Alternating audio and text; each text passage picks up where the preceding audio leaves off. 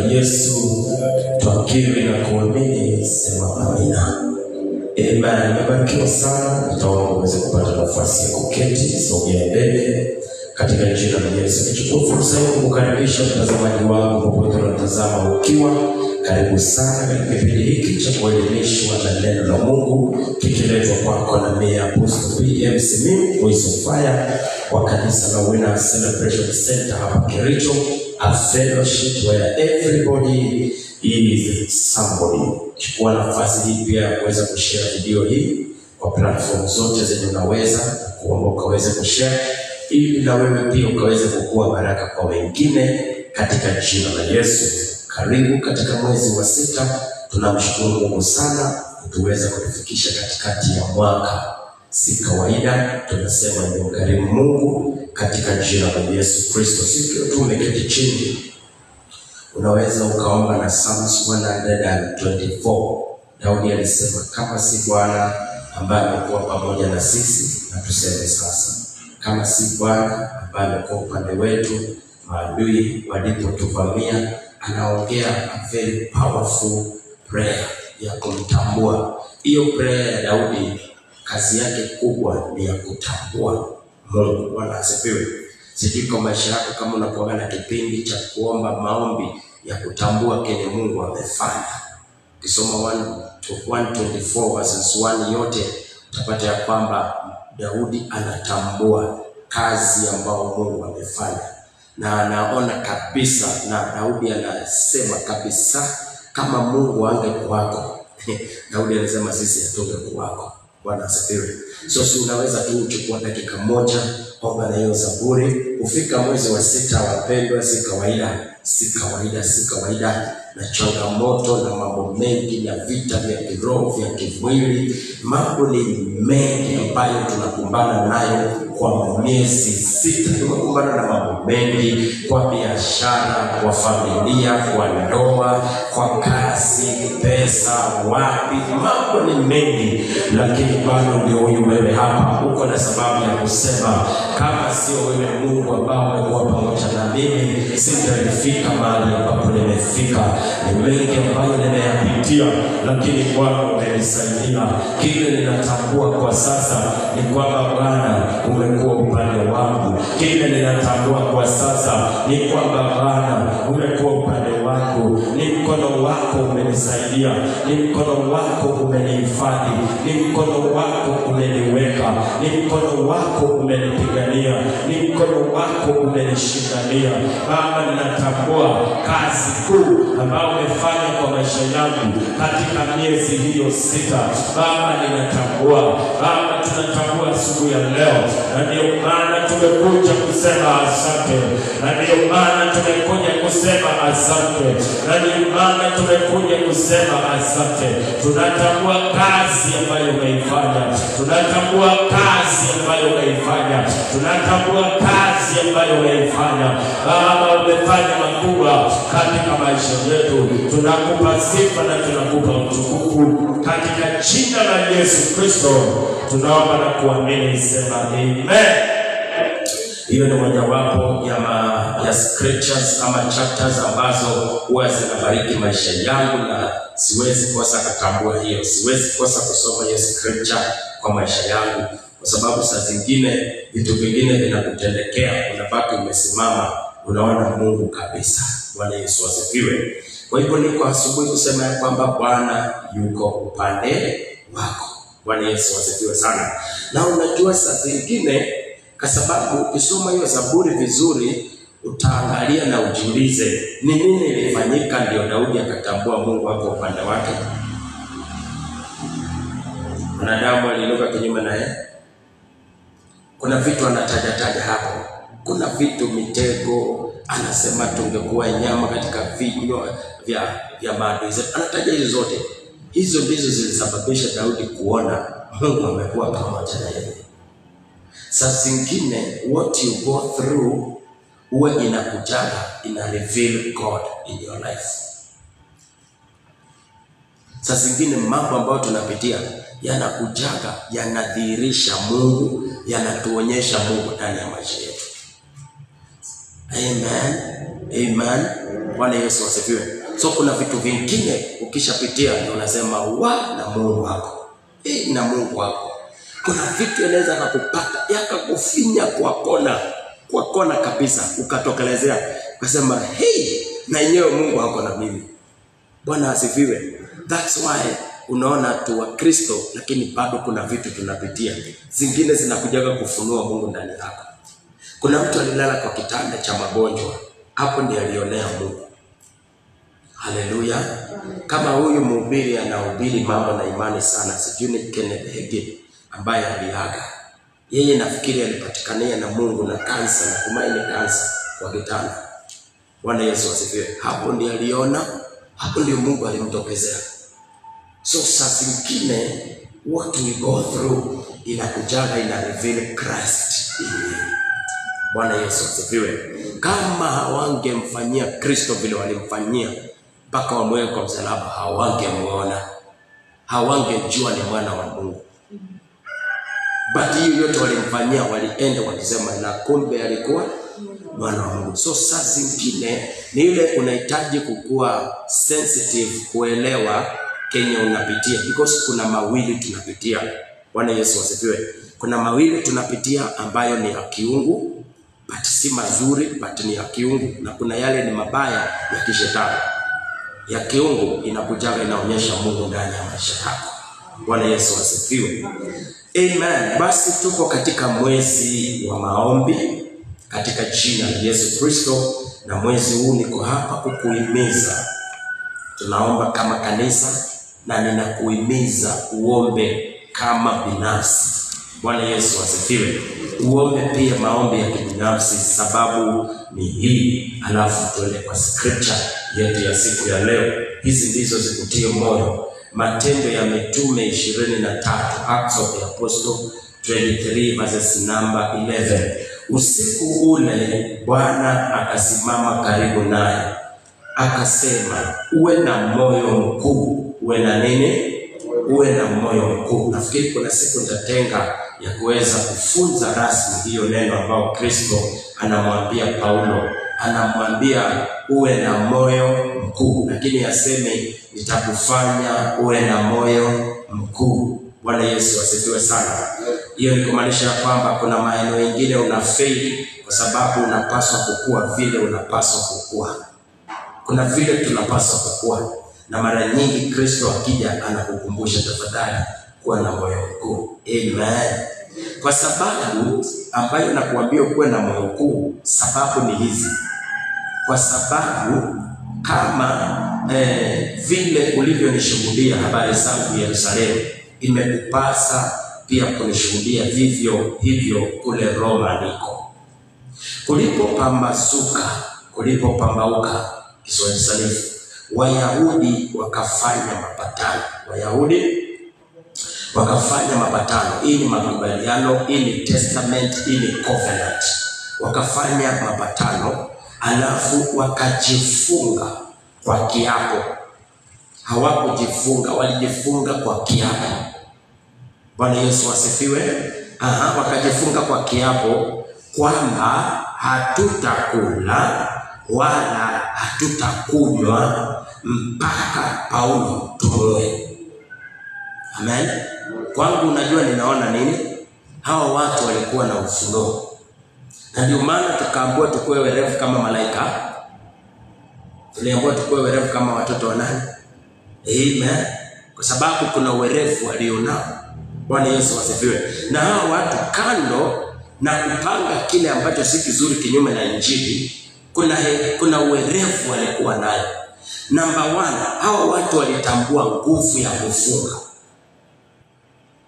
Hawa watu walitambua nguvu ya kujinyima chakula, walitambua nguvu ya kujinyima vinywaji. Narudia tena, hii ndio elimu unapaswa kuwa nayo. Ya kwamba unapaswa kuwa na elimu na ufahamu ya kwamba ninaelewa nguvu ya kujinyima vinywaji, na ninaelewa nguvu ya kujinyima chakula, ninaelewa nguvu ya prayer and fasting. Mara nyingi Lakini prayer and fasting huwa watu wanaifanya kwa sababu kanisani tumetangaza. Sasa hawa si watu wa kanisa, lakini tu wanaelewa. Watu wowote wa kiroho wanaelewa mambo ya prayer and fasting. Nilikufunza last week mambo ya kwamba sisi ni roho. Sasa chakula cha roho ni nini? Ni kunyima vinywaji na kunyima vyakula. Hiyo inakupatia nguvu ya kuachia kile unataka. Sasa hawa watu walijua Paulo ni mtu wa kiroho na hawezi deal na Paulo hivi hivi. Kumbuka hawa watu wanachukua nguvu za kiroho ili waweze kudeal na Paulo. Narudia tena. Kumbuka hawa watu ndio waseme tu tutaua Paulo. Tutamua, hapana. Hawa hawajiamini kama vile ambavyo Goliath aliamini ukubwa wake, Goliath aliamini experience yake, Goliath aliamini silaha zake. Goliath hakuenda kiroho, aliamini hizo zote. Lakini Daudi hakuamini silaha zake. Daudi hakukuwa na cha kujiamini nayo, na ndio maana Daudi akamwamini Mungu. Lakini Goliath alijiamini kulingana na vile ambavyo alikuwako. Hawa wapendwa hawajiamini jinsi walivyo. Na jambo lingine tunaona watu wamejua Paulo ni mtu wa kiroho. Na wamejua Paulo anafanya vitu vya kiroho. Na wakajua mtu yoyote ameokoka hawezi ukampiga kimwili, lazima umpige kiroho. Maana wengi wetu tunajua prayer and fasting ni ya watu wameokoka. Hapana. Wanaokutana kwa sababu ya shetani wana fast na wanaomba. Wahindi wanaenda kwa ile masanamu zao, wana fast, wanaomba. Ni Waislamu wana fast, wanaomba. Ni wachawi, waganga, wana fast, wanaomba. Maombi sio ya Wakristo. Maombi ni kitendo cha kiroho ambacho tunatumia kufanya mawasiliano na ulimwengu wa roho. Tunatumia kufanya mawasiliano na mwenye tunamwabudu, tunamuita kuwa ni Mungu. Fasting sio ya Wakristo. Fasting ni kitendo cha kiroho. Mtu yeyote anataka kukua sensitive katika roho. Mtu yeyote ambaye anajua hivi vitu nimepambana navyo kimwili ni vigumu, itabidi niingie kwa kufunga na kuomba, nipigane nacho katika ulimwengu wa roho. Mtu yeyote akifunga anakuwa na nguvu ambazo si za kawaida. Mtu yeyote, sio Wakristo peke yake. Kuna watu wanaenda kwa waganga, wanaambiwa wafunge. Unajua hivyo? Umeangalia filamu za Nigeria. You know tuko na fasting za aina nyingi sana. Bwana asifiwe. Mtu anaenda anaambiwa fasting, anaambiwa usiende na mke wako. Si kwa Ukristo, kwa uganga. Anawaambia usikutane na mke wako, usikutane na mume wako mpaka umalize kufanya kazi. Mwingine anaambiwa ukitoka hapa, maana aliambiwa usiku wa manane usionane na mtu. Hiyo ni fasting ya kuonana na watu mpaka uachieve hii. Mwingine anaambiwa usitoke kwa nyumba yako siku 14 usitoke kwa hiyo nyumba. Ili unataka ifanye kazi kwa nyumba siku 14 usifanye, usitoke kwa hiyo nyumba na ukae kwa bedroom yako na usitoke nje. Usitoke nje. Baada ya kumaliza kufanya kenye unafanya ndio ufanye nini? Ndio utoke. Hizi zote ni actions za kiroho. Sasa hawa watu ni werevu, si wajinga.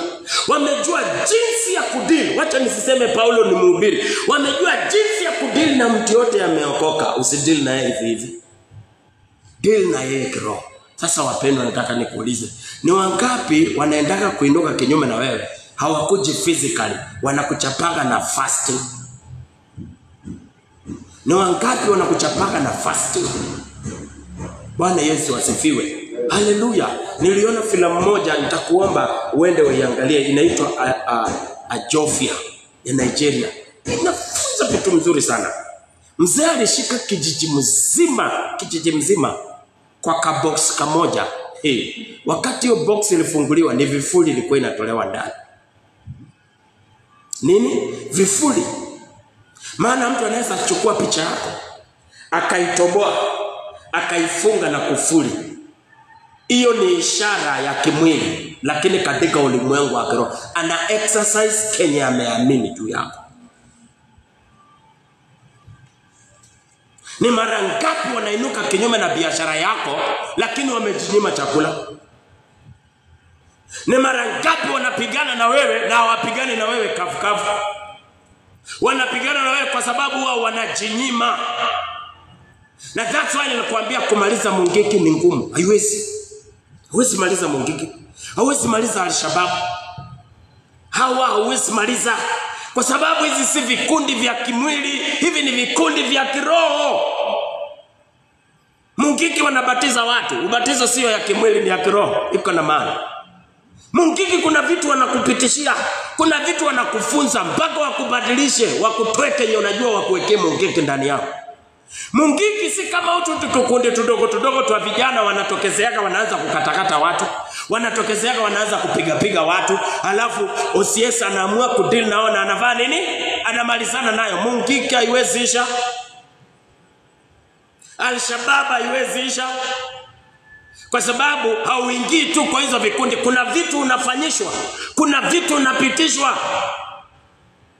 Na ndio unaona ikifika ni kuwa hawaogopi. Kwa sababu gani?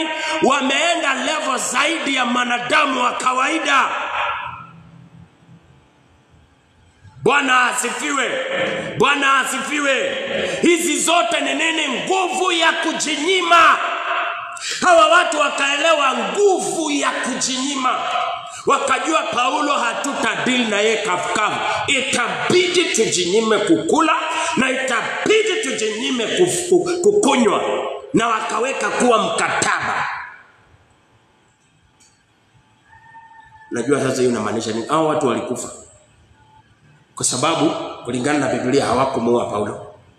What does that mean? Walikufa. Maana walisema aje? Paka target, walikuwa na target. Fasting yao haikuwa ya kawaida, ilikuwa na target. Ukikumbuka tumekuwa tukisoma Isaia 62. Mungu alisema aje hata yeye alikuwa na target. Sitanyamaza, sitarudia mpaka. Mpaka. Ni lini na wewe utakuja kukua serious na prayer and fasting yako na useme hapana, nitakula siku ile nitaona kitu fulani imepotea kwa maisha yangu. Kuna vitu kwa maisha yako unaweza poteza, dada yangu, ndugu yangu. Ni vile wewe haujafika level ya kuamua hii kitu nitaomba mpaka siku ile, nitawacha kuomba saa zile sitaiona. Na waambieni na iko na nguvu.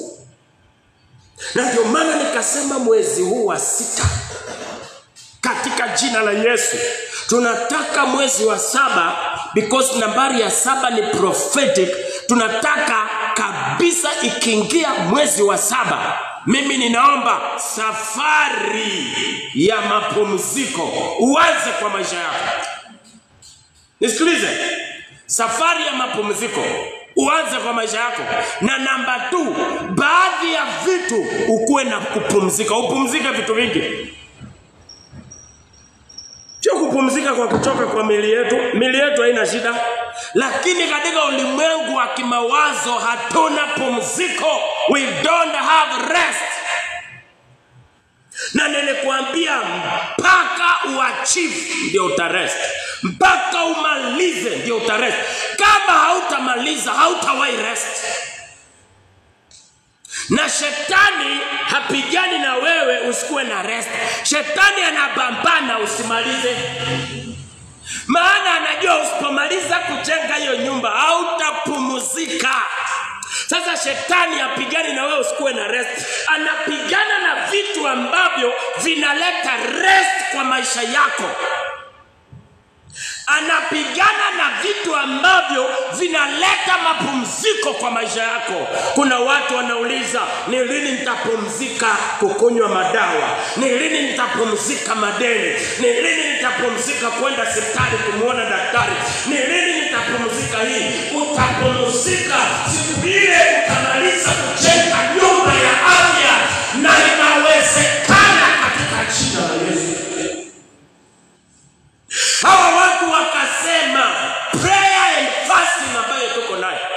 ni ya kuua Paulo. Kwa hivyo mkisikia Paulo amekufa, tuna break the fasting. Lakini wewe unataka usukume unataka usukume, utasukumwa mpaka lini? Kama wenye dhambi, kama wanaoenda kwa wachawi, kama wanaopigana na wewe hawapigani bure. Alafu wewe na Ukristo wako, no fasting, no prayer, unaenda shinda huyu mtu aje? Hebu niulize. Hebu hata wewe chukua nafasi tu niulize. Unaenda shinda aje huyu mtu? Acha nikwambie hivi. Kila mara simu ikipigwa kwa polisi ya kwamba wanahitajika, wanauliza maswali mengi sana. Wenye wamevamia ni akina nani? Wamevamia wako na silaha gani? Kitu ya maana wanataka kujua ni nani silaha. Ni nani silaha? Hiyo ndio ya maana wanajuaga. Wanasikia ni Al-Shabaab. Unafikiria wakisikia ni Al-Shabaab polisi wataenda? Mkiripoti kuna Al-Shabaab Nyagacho wameteka nyara duka moja, unafikiria polisi wetu wataenda? Hiyo watasema hiyo sio? Hiyo sio yetu. Hiyo hatuwezani nayo.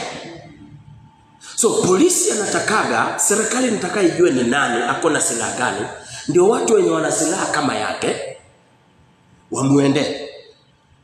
Hakuna vile utasikia banki inapigwa marisasi, wanaiba na marisasi, mtume ama askari wachanga hao na marungu wanaenda kufanya nini huko? Marungu ni ya kuchungu, ni ya kusukuma watu wakati wa show, wakati wa Madaraka Day. Wale wa marungu ni ya kuwangatisha nao vijana. Wewe songa nyuma. Hawezi ndio na hiyo. Itabidi pia wale wajihami wa take time kwanza, wajichunge, wajiprotect, alafu ndio wafanye nini? Sasa wewe umesikia mtu mwenye anakupiga anafanya nini? Anafunga na anaomba. Wewe unatokelezea bure bila silaha. Mtu ashachukua silaha hatari sana. Fasting sio ya kawaida bwana. Fasting iko na manufaa ya kiroho na pia iko na manufaa ya mwili wako, your physical body, kwa health yako. Fasting yenyewe ni ya maana kwa health yako. Sasa unabambano, unapigwa, na ndio maana unaona kuna aina ya vita ambazo unapigana siku zote au vishindi, inaonekana hao watu silaha zenye wanatumia ziko juu kushinda zenye wanatumia. Haleluya. Bwana asifiwe. Inaonekana silaha zao ziko juu kushinda silaha zako. Ni wakati wa wewe uamuke katika jina la Yesu Kristo mwana wa Mungu aliye hai. Sema amina. Hebu tusome andiko lingine hapa. Lisoma ilikuwa ni Mathayo ngapi? 17. Tusome 14 pale. Mathayo 17:14. Na walipofikia mkutano, mtu mmoja akamjia, akampigia magoti akisema, Bwana, unirehemu mwanangu, kwa kuwa ana kifafa. Ako na nini? Na kuteswa vibaya. So hii si kifafa, hii ni roho ya kifafa. Kwa sababu inamfanya nini? Inamtesa. Kwa sababu kazi ya hiyo kifafa ilikuwa inafanya nini? Inamtesa. Kwa hivyo iko na uhai. Maana mara nyingi huanguka motoni. Angukaji mahali hakuna moto. Unajua saa zingine vitu vingine zinakutendekea, unafaa kuangalia the pattern. Unafaa kuangalia pattern yako ya kukua mgonjwa ni wakati gani? Pattern yako ya kukua shida ni wakati gani? Kuna mtu nataka nikuelezee, ukiwa hauna pesa ukuaje mgonjwa, hata huwezi kusikia shida kwa maisha yako. Hata mtoto hawezi rusha macho usiku, hata mwili hawezi kuwa na joto. Hizo vitu zinakujaga wakati gani? Yaani mpaka kuna watu wanajuaga. Let me tell you.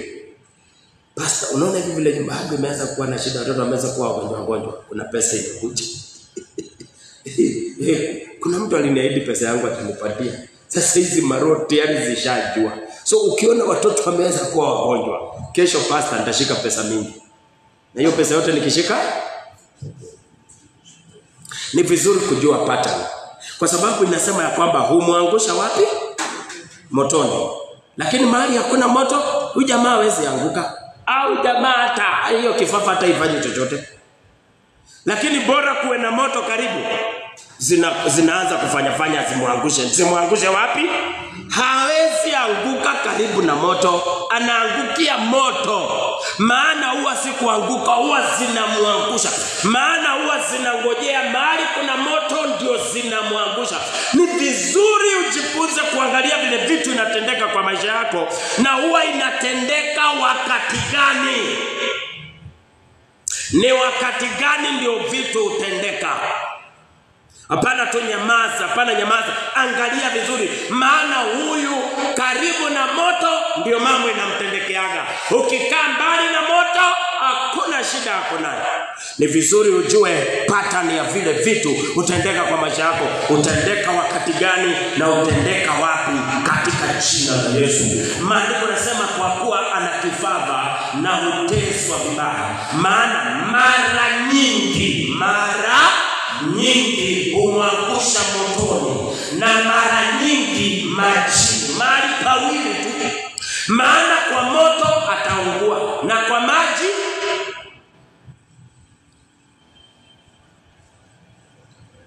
sijui kama umewaika karibu na mtu wa kifafa amejawa na vidonda vya kuungua. Sijui kama mwajua hivyo, wengi huwa inawarusha hapo sana. Sasa ni kifafa gani inajuaga tu amefika karibu na moto? Ni kifafa gani inajuaga tu ako kwa maji? Na hizi maji ya beseni, ujue hizi ni mto, kwa swimming pool, kwa bahari. Hizi ni huko ndio zinatendeka. Ni nini inajuaga hizo zote? Then hizi kifafa, hii ni roho ya kifafa. Na ni vizuri ufike kiwango cha kujua kile ambacho ninapambana nayo, nimekuja kugundua si kawaida, ni roho. Kuna level unapaswa ufike ujue ya kwamba hii si magonjwa niko nayo, hii ni roho iko. Kuna kitu unapaswa kujua ya kwamba hapana, hii si madeni ya kawaida, hii ni spirit. Ni vizuri ujue kama challenges zenye unapitia, mambo unayoyapitia yamefika kiwango kuwa hii ni spirit, hii si kawaida yako, hii ni spirit. So ya huyu inamwangusha, inamtesa kwa moto na kwa maji peke yake, then hii ni spirit. So huyu mtu ukimwepusha na moto na maji, hata waifani, hata waianguka. Huyu mtu mbali na moto na maji, hata waianguka. Ni wakati gani kuna vitu huwa unaona na unajiulizaga maswali, lakini hujawahi tilia mkazo ukaamua kuileta kwa bunge yako ya maisha yako? Ukae chini uangalie, kwa nini wakati kuko hivi na hivi kuna kuaga hivi? Kwa nini kukikuwa hivi kuna kuaga hivi? Ni kwa nini? Bali inaonekana hii hali napigana nayo si kawaida. Hii ni spirit, inajuaga wakati wa kunivamia. Bwana asifiwe. Inajuaga wakati wa kunivamia, wakati wa kunipiga. Wamidiani walikuwa wanajua wakati wa kuvamia kina Gideon. Halo? Walikuwa wavamia wa Gideon wakati wa kupanda? Hapana. Wakati wa kupalilia? Hapana. Walikuwa wanavaniaga wakati wa nini? Mavuno. So hii ni spirit. Inajua wakati wa kukuja. Wakati wa kujinyima haikuji. Wakati wa kuteseka ukitafuta haikuji. Wakati wa kuhangaika ikuwa nzuri haikuji. Wakati imekuwa sawa inakuja. Ukisoma Ufunuo wa Yohana pia, Ufunuo wa Yohana 12 inaongea kuhusu ishara kadhaa zilizotendeka. Lakini Biblia inaongea kuhusu mwanamke aliyekuwa mjamzito. Na inaongea kuhusu joka. Kisha baadaye inaongea kuhusu alipoanza kuwa na utungu, labor pain. Maandiko yanasema yule joka akakimbia mbele yake. Mwemba ikiwa mwezi wa kwanza yule joka hakuja. Mwezi wa pili hakuja. Mwezi wa tatu hakuja. Mwezi wa 4 hakuja. Mwezi wa 9 wakati labor pain ilianza ndio yule joka alikimbia kasimama mbele yake. Ni nini alikuwa anataka? Mavuno. Ni nini alikuwa anataka? alikuwa anataka jasho ya huyu mama. Mama ameteseka na mimba kwa miezi 9, amehangaika nayo, ameumia nayo. Sasa wakati wa kuzaa ndio kuna maspiriti zinakujaga, wakati umepata ndio zinakujaga, wakati unazaa ndio zinakujaga, wakati unavuna ndio zinakujaga, wakati unakuwa nayo ndio zinakujaga. Mpaka hizi spirits zimeenda level mpaka zinajuaga wakati zinakujaga, mpaka zinaanza kukuja hata kabla hazijafika, maana zinajua kuanzia kesho utakuwa nayo. So zinakuja leo. Kisirani inaanza leo kwa sababu zinajua kesho anashika pesa. Bwana asifiwe. Na kupatia ufunuo, angalia pattern ya vitu vile inatendeka kwako. Ni hekima sana kujiuliza, inatendekana lini? Inatendekana wakati gani? Ni vizuri jaribu kufuata hiyo pattern. Kama mambo yanatendeka sana wakati furaha, mambo ni mazuri kwako, then ujue hiyo ni spirit. Maandiko yanasema ya kwamba mara nyingi pia umwangusha majini. Haleluya. Mstari wa 16. Alafu mimi nikamchukua nikamleta kwa wanafunzi wako, na hawakuweza fanya nini? Hawakuweza kumponya. Kwa sababu tunapaswa kuponya watu. Tukemeza kumwambia unapaswa kuponya watu, lakini hawakuweza kumponya. Kumaanisha kwamba walikuwa wanastahili kumponya. Yesu akajibu akasema, enyi kizazi kisicho amini. Kwa nini hawakuweza kumponya? Kwa sababu hawakuamini. Ni nani hao ambao hawakuamini? Ni nani hao ambao hawakuamini? Wanafunzi. Si Wakristo hawa. Hao ni wale wako very close. Shida ilikuwa ni nini? Kutokuamini kwao. Bwana asifiwe sana. Enyi kizazi kisicho amini, kilichopotoka, nitakaa pamoja na nyinyi hata. Kuna watu Yesu anachoka kukaa pamoja na wao. Wameokoka, wamejazwa na Roho, wanaenda mbinguni, lakini amechoka watu wasiokuwa na matendo ya imani. Yesu anasema nitakaa na nyinyi mpaka. Hiyo ni sign ya kuchoka kukaa na watu wengine. Haya, tuendelee. Nitachukuliana nani hata lini? Just imagine. Tutafuatana na nyinyi kila mahali mnaenda, mnaenda. Nini mnaenda, lakini hakuna kitu mnafanya. Yesu alitarajia hiyo ndio ilikuwa kwa impartation mzuri, mentorship mzuri, ni kukuwa close na mtu, ujifunze kenye anafanya ili uweze kufanya. Hiyo mimi naamini kwa hiyo. Bwana asifiwe sana. Haleluya. Mleteni huyu kwangu. Yesu akamkemea pepo. Yesu alikemea nini? Na mama alileta mtoto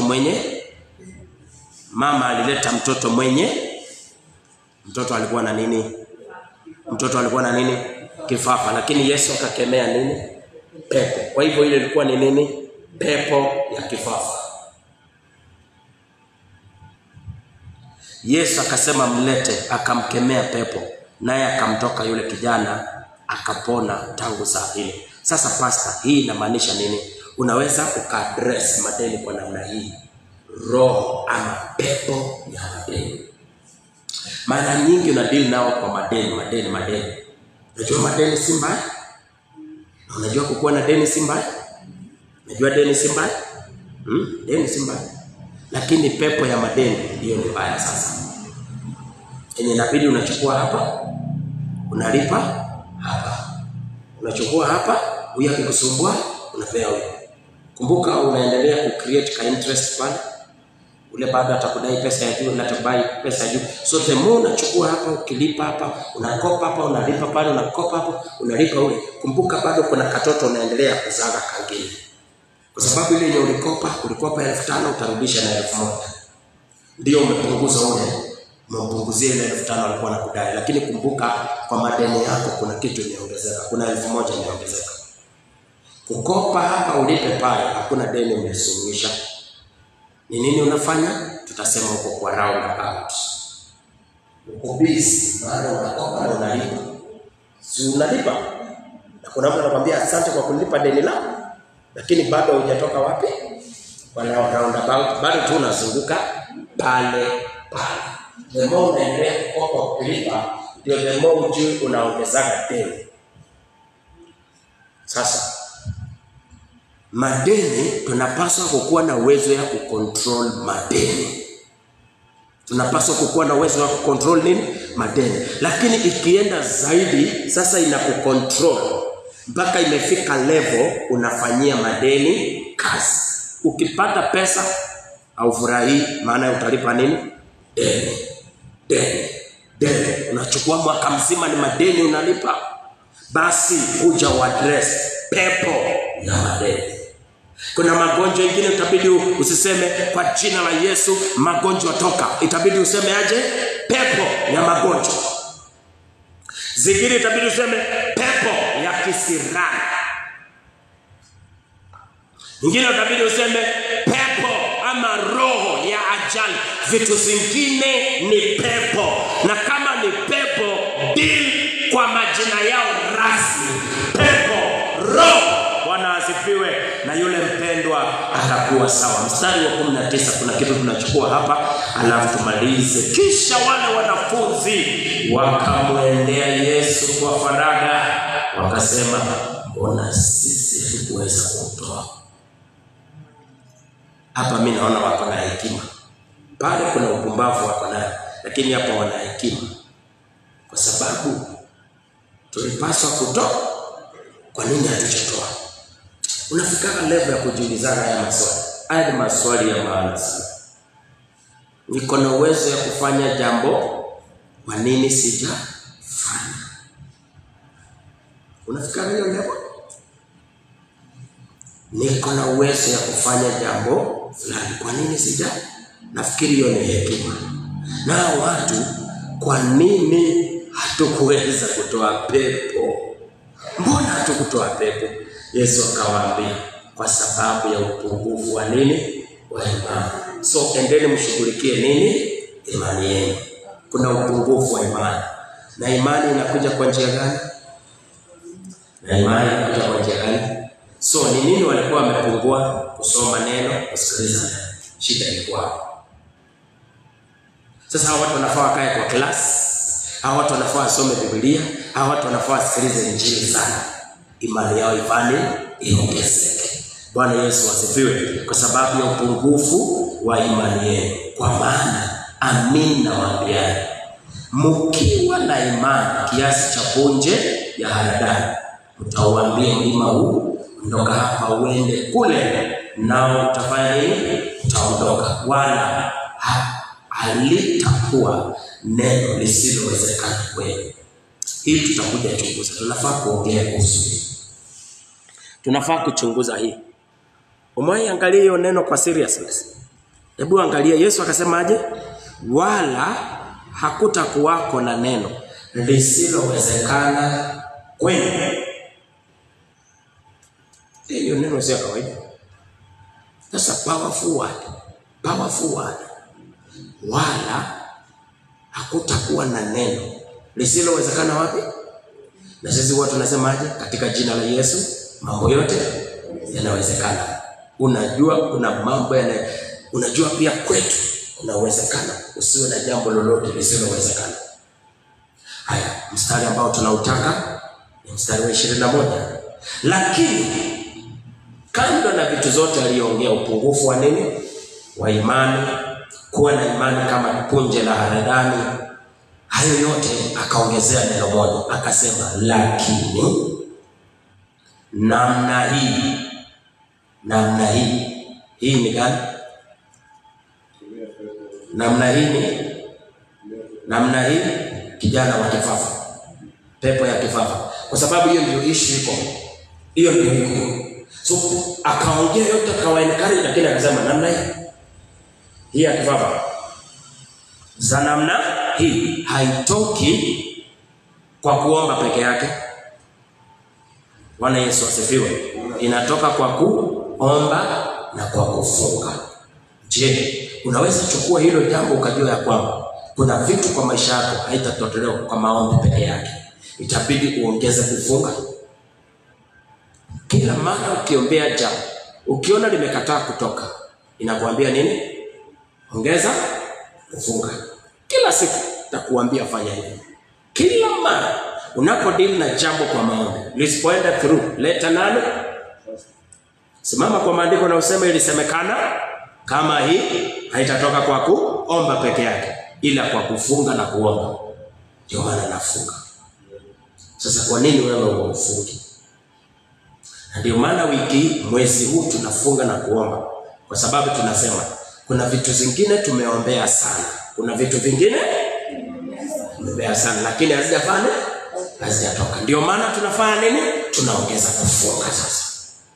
Sasa mimi sijui hizi vitu ni gani kwako. Wewe ndio unafanya nini? Wewe ndio unazijua. Zitafute, weka chini.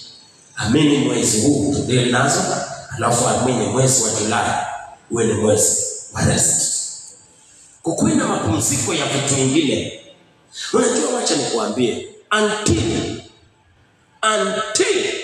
Isaiah 62 itaingia vizuri kwa akili yako, kuna vitu havitawaeleka.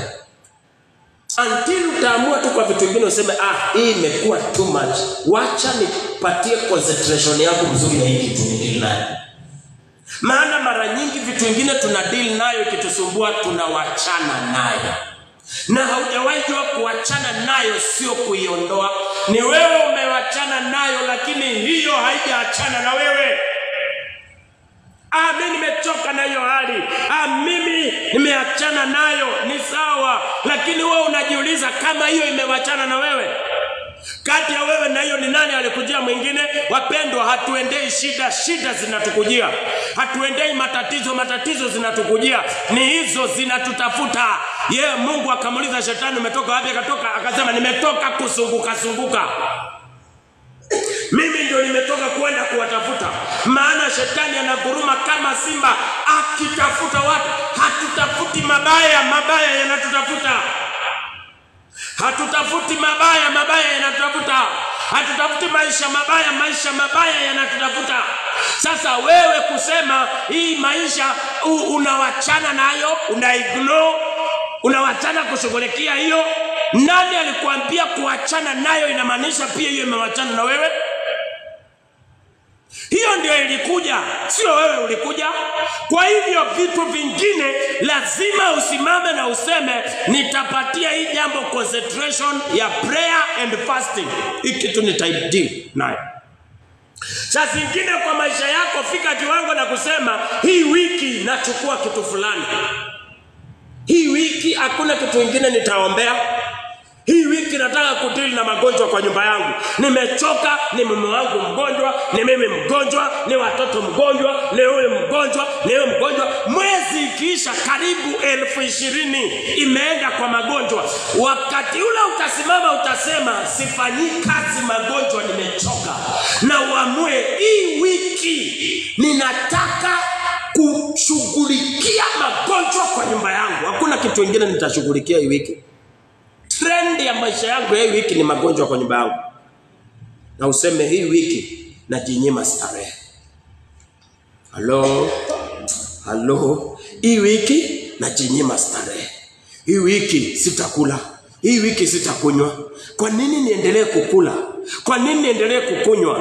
Na magonjwa imekalia nyumba yangu, imejenga boma kwa nyumba yangu, na magonjwa imekuja kukaa na mimi. Kwa nini? Hii hapana. Ninapomalizia, Bartimayo aliamua kuchoka na hali yake. Na akasikia watu wanapita wakitajataja Yesu, akasema hapa nisiporaise my voice, hapa nitaendelea kubaki hapa. Hapa nitaendelea kujaga kuomba. Akaamua kupaza sauti. Wewe unafikiria umati wa Yesu ulikuwa unatembea na watu kiasi gani? Walikuwa wengi. Umati uliofuatana na Yesu haikuwa watu wachache wapendwa. Ilikuwa umati ya watu wengi. Na nafikiri akasikia wakienda wakiongeaga kuhusu Yesu. Wakasikia wanataja Yesu. Na kuna ripoti alisikia kuhusu Yesu. Akaamua nisipopaza sauti nitakaa hapa. Hebu niambie, Bartimayo angenyamaza? Angeendelea kubaki pale. So kuna vitu zingine zimeendelea kukaa kwako. Kwa nini? Kwa sababu bado umefanya nini? Umenyamaza. Umetulia nazo. Itabidi upaze sauti. Akapaza sauti akasema, Yesu mwana wa Daudi. Hiyo sauti kamfikia mpaka Yesu akasema, unirehemu leo. Opposition ikaamuka. unapiga kelele. Akasema hakuna hapa leo. Yeye alistick na Yesu. Mpaka ikachukua attention ya Yesu. Please. Leta kwa prayer yako attention ya problems zenye unapitia.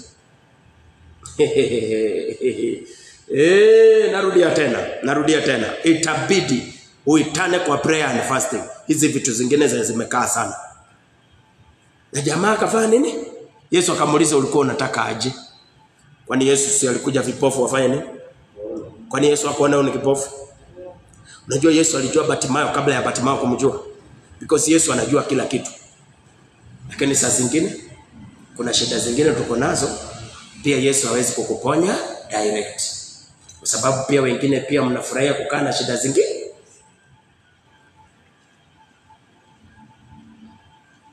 Wapendwa, kwa nini Yesu alimuuliza unatakaje? Maana kulikuwa na vitu ngapi? Mbili. Kulikuwa na what Bartimayo wants and what Bartimayo need. Siku zote kuna need na kuna what you want.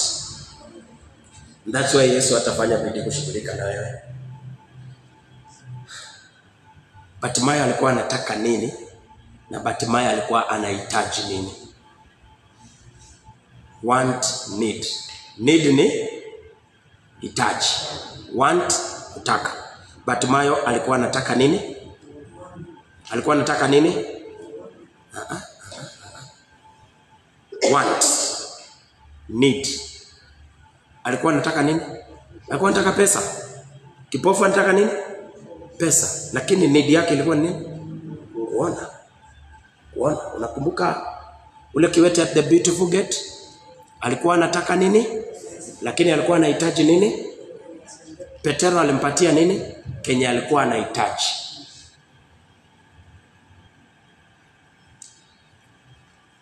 Kama Yakobo hangebambana na kuchoka na hali zake, Yakobo angebaki kuwa Yakobo. Alipopatana na malaika, kulikuwa na miereka ya kusema kitu kimoja. Kwa nini Yakobo alikuwa anasema sitakuachilia mpaka uni? Kwa nini? Kuchoka na hali zingine.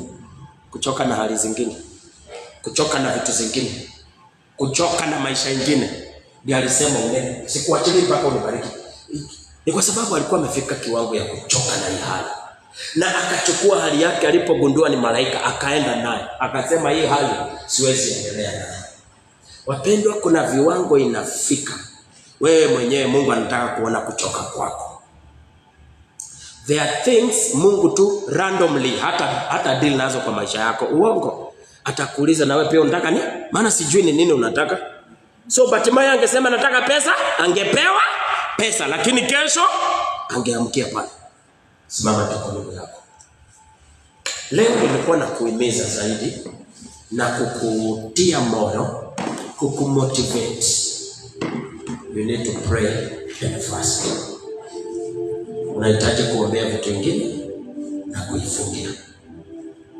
Nimekupatia watu wa nje wanafunga na kuomba wapige mtu ameokoka. Nimekupatia Yesu akisema ingine inahitaji nini? Wapendwa, ikishindikana haimaanishi haitawezekana. Angalia kama hujafast, jipatie fasting. Siku zingine unafaa kukuwa na nafasi unafunga na kuomba kwa ajili ya nini? Ya biashara yako. Unafunga kwa sababu ya wateja.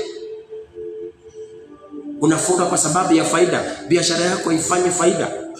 Unauza vitu lakini faida hapana. Maybe unapata umerushiwa wateja wa kubagain mpaka wanabagain mpaka kwa faida yako. Na sasa unapata the whole day hujauza. Unafikiria ikifika saa 6 hujauza na hiyo kitu unapaswa kuuza 1500.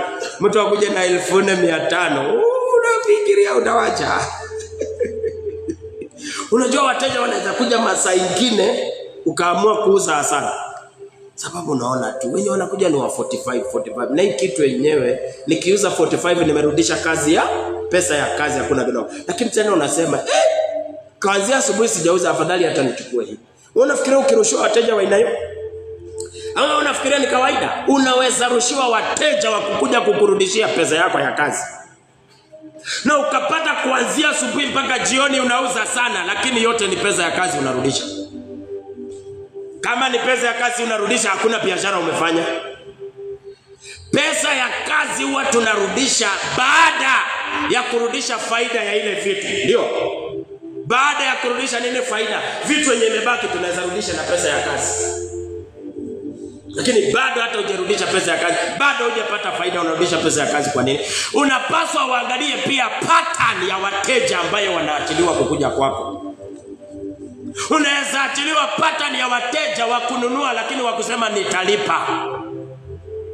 Analipa half, hiyo ingine inabaki kuwa ni vita.